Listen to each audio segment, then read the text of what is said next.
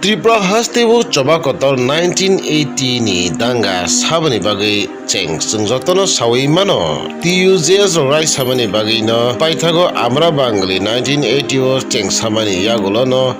1980 ni salo coba kotor nanglayo Tripura hastibu abti haiklaino ahino hai Amra Bangali khorang tisa jauka Bubagra prodot ni dal bidal sanmung no rwgui Tripura saroni bisingkhito dal bidal wansuk lai Ungyakho ungu rokhni tanglaina tongkho phiaba phairi singkhralainainelena Amra Bangali rok tamhunui Bubagra produrni dal bidal wansung rwgui reaction rekha norok naitongo Tripuri khora বিশেষ কারণে আপনাদেরকে ডেকে এনেছি আমাদের সাংবাদিক সম্মেলনের আয়োজন সেটা হচ্ছে আপনারা জানেন গত 8ই মার্চ ত্রিপুরায় যে নবনির্বাচিত যে হলো মন্ত্রিসভার শপথ গ্রহণ অনুষ্ঠান হলো এই শপথ গ্রহণ অনুষ্ঠানের পর আমরা আশা করছিলাম যে নতুন রাজ্য সরকার নূতন উদ্যমে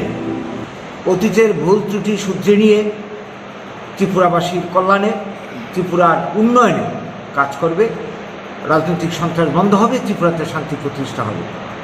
পরক্ষণেই আমরা দেখলাম কি যে স্বরাষ্ট্রমন্ত্রীর সঙ্গে রাজ্যের নবনির্বাচিত মুখ্যমন্ত্রীর উপস্থিতিতে একটা গুরুত্বপূর্ণ বৈঠক হয় ত্রিপুরা মতা দলের সেখানে জেপি নাড্ডাও ছিলেন অসমের যিনি মন্ত্রী গুরুত্বপূর্ণ মন্ত্রী হিমন্ত বিশ্ব শর্মাও ছিলেন আরও অনেকে ছিলেন তো এই মিটিংয়ে যে বিষয়গুলি আলোচনা হলো সেই আলোচনা দেখে আমরা আতঙ্ক গ্রস্ত হয়ে পড়েছি ত্রিপুরার মানুষ চিন্তায় পড়েছে যে ত্রিপুরা রাজ্যে যেটা আমাদের আশঙ্কা ছিল যে টুডে অর টুমরো ত্রিপুরা মতার যে দাবি নিয়ে এদের লড়াই গত 2 বছর ধরে চলছে ত্রিপুরা যে গ্রেটার ত্রিপুরা ল্যান্ড এরকম একটা কিছু হতে চলছে নির্বাচনের আগে চুক্তি না হলেও আলোচনা না হলেও এটা ঝুলিয়ে রাখা হয়েছিল হয়তো বাঙালি ভোট হারাবার ভয়ে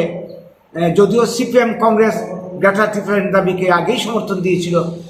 বিজেপি ঘুরিয়ে বলেছিল কিন্তু এখন আলোচনার টেবিলে যেগুলি দাবি এসে যে 16 দফা দাবি আপনারা এর মধ্যে জেনে গেছেন আজকে এই সাংবাদিক সম্মেলনের মাধ্যমে আমরা ত্রিপুরাবাসীর নজরে এই বিষয়গুলি আনতে চাইছি কারণ কি আজকের পত্রিকাতে দেখতে পেলাম এই আলোচনার পর যারা খবরটা জানতে পেরেছে তাদের মধ্যে একটা প্রতিক্রিয়া তৈরি হয়ে গেছে এবং এই প্রতিক্রিয়াকে প্রশমন করার জন্যে রাজ্যের বর্তমান মুখ্যমন্ত্রী মানিক সাহাজি বললেন যে না না এরকম কোনো কথাবার্তা হয়নি গ্রেটার ত্রিপুরা হবে না ইত্যাদি ইত্যাদি কিন্তু আপনারা লক্ষ্য করুন দাবিগুলি কি 1 নম্বর দাবিতে বলা হয়েছে সংবিধানের 1 এবং 2 ধারা মোতাবেক ইউনিয়ন টেরিটোরিয়াল গঠন করতে হবে 2 নম্বর দাবি তাদের সংবিধানের 244-এর ক ধারা মোতাবেক কি করতে হবে স্বশাসিত রাজ্য গঠন করতে হবে এই যে দুটো দাবি আমি বাকি দাবিগুলির কথা পরে বলছি 1 এবং 2 ধারা মোতাবেক লাইন পারমিট চালু করতে হবে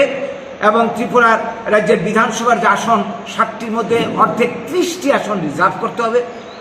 সেই সঙ্গে আছে পুলিশ প্রশাসনের যাবতীয় ক্ষমতা নিয়োগের ক্ষমতা দিতে হবে ভূমি বন্দোবস্তের ক্ষমতা দিতে হবে সেই সঙ্গে এলাকাতে সংশ্লিষ্ট এলাকাতে যত বনজ প্রাকৃতিক সম্পদ আছে খনিজ সম্পদ আছে গ্যাস আছে ইত্যাদি ইত্যাদি এগুলি ব্যবহারের যাবতীয় অধিকার তাদেরকে দিতে হবে সংশ্লিষ্ট এলাকার সমস্ত রাজস্ব টুল ফ্রি আদায়ের ক্ষমতা দিতে হবে ইত্যাদি ইত্যাদি তো এই দাবিগুলি নিয়ে 16টা দাবি আছে আর অনেকগুলি আছে এইগুলি যদি বাস্তবায়ন করা হয় তাইলে এই রাজ্যে গ্রেটার ত্রিপুরা হওয়ার পথে নাগাল্যান্ডের যাচ্ছে তো এর জন্য আমরা যেটা দেখলাম আলোচনাতে কেন্দ্রীয় স্বরাষ্ট্রমন্ত্রী এদেরকে অ্যাসুরেন্স দিয়েছে যে আমরা এই সমস্ত বিষয়ে বিবেচনা করছি এবং এর জন্য একজন মধ্যস্থতাকারী অফিসার নিয়োগ অতি শীঘ্রই তারা করবেন এবং আগামী 2-3 দিনের মধ্যেই হয়তো এই খবর আমরা পাবো এই জন্য কথা ওরা দিয়ে গেছেন তার পরবর্তী সময় আমরা কি দেখলাম তারা ত্রিপুরা মতা দল বুঝে গেছে যে হ্যাঁ ওদের দাবি পূরণ হওয়ার পথে খুব বিজয় উল্লাস করলো সারা রাজ্যে এখনও তাদের বিজয় উল্লাস চলছে তো এই যে ব্যাপারটার পর ত্রিপুরা রাজ্যে আমরা দেখলাম কি আজকের পত্রিকাতে মাননীয় মুখ্যমন্ত্রী সাহেব বললেন যে না না আমরা ত্রিপুরা ল্যান্ড নিয়ে কোনো কথা বলিনি, আমরা ত্রিপুরা হতে দেব না, ইত্যাদি ইত্যাদি বলে মানুষকে আশ্বস্ত করার চেষ্টা করেছেন। এটা আমরা কি করে মেনে নেব ওনার কথা? কি করে তার কথা আমরা আশ্বস্ত হব? ত্রিপুরার যে মানুষ বাঙালিরা আমরা কোনোভাবেই পারি না। এই উল্লিখিত দাবিগুলি যদি পূরণ হয়, যেটা স্বরাষ্ট্রমন্ত্রীর সঙ্গে এখন ডাইরেক্ট কথা হয়েছে, এখানে ত্রিপুরা রাজ্যের কিন্তু ভূমিকাই থাকছে না। সরাসরি কেন্দ্রীয় সরকার স্বরাষ্ট্রমন্ত্রীর সঙ্গে কথাবার্তা হয়ে গেল ত্রিপুরা মতা দলের, মাঝখানে কোনো তৃতীয় পক্ষ নেই। কাজে কেন্দ্রীয় সরকার যদি ভবিষ্যৎ রাজনৈতিক স্বার্থে মানে এই দাবিগুলি মেনে নেয়, তাহলে আমাদের অবস্থাটা কি হবে? আমরা অতীতে দেখেছি সিপিএম আমলে ত্রিপুরাতে এডিসি হয়, ত্রিপুরাতে ষষ্ঠ তফসিলের সংবিধান সংশোধন করে,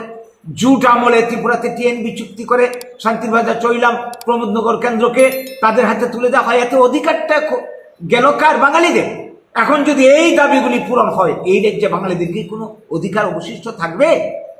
কিচ্ছু থাকবে না। কাজে এই বৃহত্তর জনগোষ্ঠী বাঙালিরা আমরা বাঁচবো কি করে, থাকবো কি করে? কাজে এই যে নতুন সরকার আজকে এলো, আমাদের আশা ছিল যে নতুন সরকার ত্রুটি সংশোধন করে তারা আইনের শাসন প্রতিষ্ঠা করবে, আমাদের অধিকার প্রতিষ্ঠা করবে, সবার জন্য সমদৃষ্টিতে ওরা কাজ করবে। আমরা কার্যক্ষেত্রে দেখলাম যেই সিপিএম, সেই কংগ্রেস, সেই বিজেপি সবাই দৃষ্টি উপজাতিকে তুষ্ট করা, উপজাতি তুষণ নীতি নিয়ে ক্ষমতা দখলের রাজনীতি এরা করে চলছে। এই জায়গায় দাঁড়িয়ে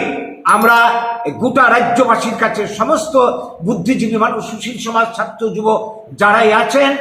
ভবিষ্যতের কথা চিন্তা করে আমাদের এই রাজ্যে আগামী দিনে আরও হয়তো অনেক কিছু দেখা যাবে, এনআরসি আসছে, অনেক কিছু আসছে। যদি তা হয় আমাদের ভবিষ্যৎ অন্ধকার। আমরা রাজ্যবাসীর সবার কাছে আবেদন জানাচ্ছি, এই মুহূর্ত থেকে আমরা গোটা রাজ্যবাসীকে সজাগ সতর্ক করতে হবে।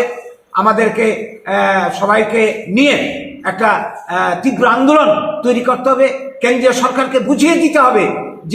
যে সর্বনাশ তো হয়ে গেছে, আর যাতে কোনো সর্বনাশী পদক্ষেপ এই কেন্দ্রীয় সরকার না দেয়। তাহলে কিন্তু বাঙালিরা বাধ্য হবে নতুন করে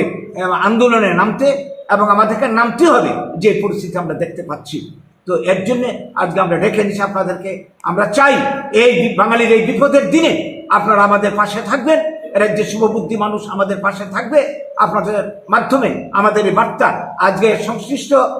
রাজ্য সরকার তথা কেন্দ্রীয় সরকারের নজরে যেমন আমরা আনতে চাইছি, রাজ্যের আপামর জনসাধারণের কাছে আমরা আমাদের বক্তব্য তুলে ধরতে চাইছি। সবাইকে আহ্বান করছি এই বাঁচার আন্দোলনে, আগামী দিনে বাঁচার আন্দোলনে, অস্তিত্ব অধিকার রক্ষার আন্দোলনে সবাই এগিয়ে আসবেন। নমস্কার।